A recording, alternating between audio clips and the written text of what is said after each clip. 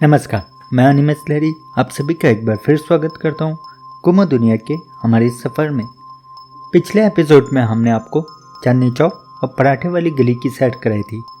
साथ ही साथ हमने शीशगंज गुरुद्वारा जी के इतिहास के बारे में भी जाना था। चलिए अपने इस सफ़र को यहीं चांदनी चौक से आगे बढ़ाते हैं।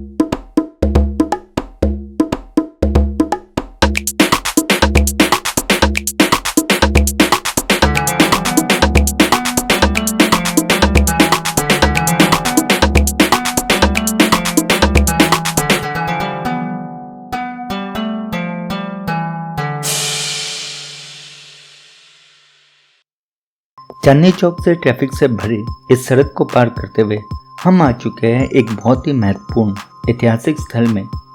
जी हाँ, हम लाल किला के बारे में ही बात कर रहे हैं।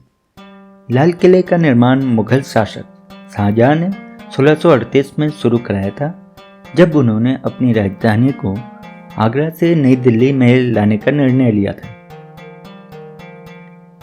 लाल किले का डिज़ाइन को बनाने का श्रेय उस्ताद अहमद लाहौरी जी को जाते हैं, जिन्होंने ताजमहल को भी डिज़ाइन किया था। शुरुआत में यह लाल और सफ़ेद रंग में बना था, जिसके बनाने के लिए बलुआ पत्थर और संगमरमर का प्रयोग हुआ था। 1739 में पर्सिया से आए नादिर शाह ने किले में हमला किया था और इसके काफ़ी सारे कलाकृतियाँ और जेवरातों को लूट के ले गया था। 1857 के विरोध के दौरान ब्रिटिश सरकार ने भी इस किले में हमला किया था, जिसके कारण इसके संगमरमर की संरचना ढह गई थी, लेकिन किले की दीवारें मजबूत होने के कारण इसमें कोई हानि नहीं हुई थी। 15 अगस्त 1947 में आज़ादी के बाद भारत के पहले प्रधानमंत्री श्री जवाहरलाल नेहरू जी ने लाहौरी गेट के ऊपर भारतीय तिरंगा फहराया था।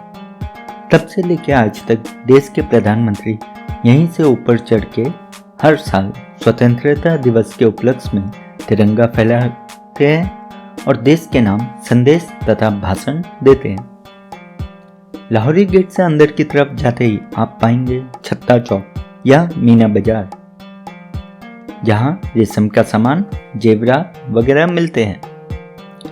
यहाँ से मुगल घराने की औरतें अपनी जरूरत का सामान खरीदती थी। आज भी इस जगह में बाजार मौजूद है। इस बाजार को पहले बाजार मुसक्कफ या छत्ता बाजार के नाम से जाना जाता था।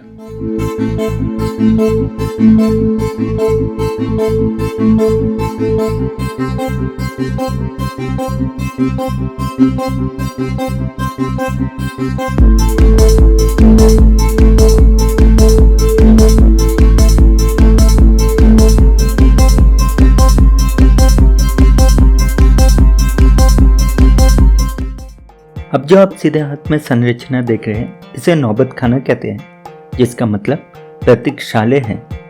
इसे नक्कड़ खाना भी कहा जाता है। हर रोज नियमित अवधि पर यहाँ से विशाल नगारों जैसे ढोल से संगीत बजाए जाते थे। उस समय शासक को छोड़कर बाकी सबको अपनी सवारी से नीचे उतरना पड़ता था। माना जाता है 1700 ईस्वी में मुगल शासक जहांगीर शाह और फर्रुखसियार को भी यहाँ मारा गया था। नौबत खाने से अंदर आते हुए आप देख सकते हैं दीवाने खास को। ये वही जगह है जहाँ से मुगल शासक आम नागरिकों को समस्या का हल ढूंढते थे।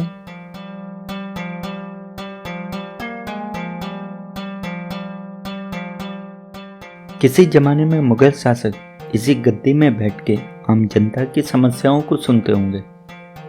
ये जो अब आप देख रहे हैं, इसे नहार वशिष्ठ कहते हैं या स्वर्गस्यायी नदी। ये लाल किले में मौजूद महलों को वातानुकूलित करता था। यह है रंगमहल। यहाँ पे मुगल शासक की रानियां तथा उनकी दासियां रहती थी। इसका नाम रंगमहल इसलिए पड़ा क्योंकि इसे अंदर से रंगीन रंगा गया है और इसमें काफ़ी रंगीन शीशे भी लगाए गए हैं। और यह है खास महल। यहाँ मुगल शासक का निजी महल हुआ करता था। इसका प्रयोग मुगल शासक सोने, प्रार्थना करने आदि के लिए करते थे। अब जो आप सामने देख रहे हैं, यह है दीवान-ए खास। इस स्थान को मुगल शासक खास तथा चुनिंदा लोगों को मिलने और आधिकारिक मामलों को सुलझाने के लिए किया करते थे।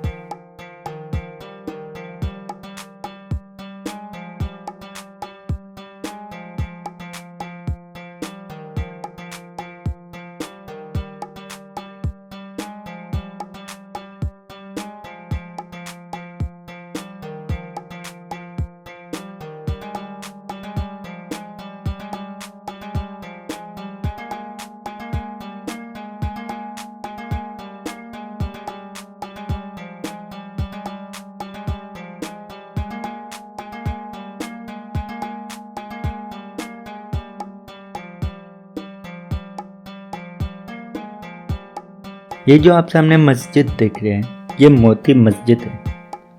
यह किले के वास्तविक डिजाइन का हिस्सा नहीं था और इसे बाद में मुगल शासक औरंगजेब ने अपने निजी प्रार्थना के लिए बनाया था।